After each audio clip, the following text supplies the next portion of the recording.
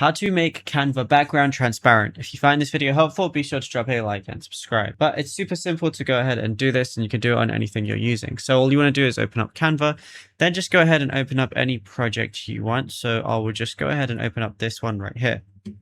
Now I have my background. You want to make sure your background isn't an image, like mine isn't right now. It's just a white background. All I want to go ahead and do is if I go over to elements, or if I go ahead and like double click this, I'm going to see edit right here.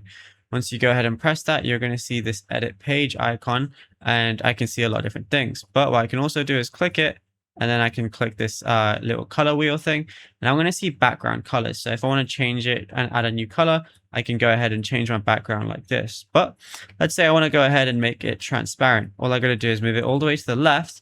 Now, whenever I go ahead and go to file, and then I go to download, I want to press it. But instead of any other file format, I want to make sure it's PNG. When it's PNG, as long as the background is completely white, it's going to be, exported as transparent. So you can have a transparent one, or you could have a colored one, and you'll be good to go.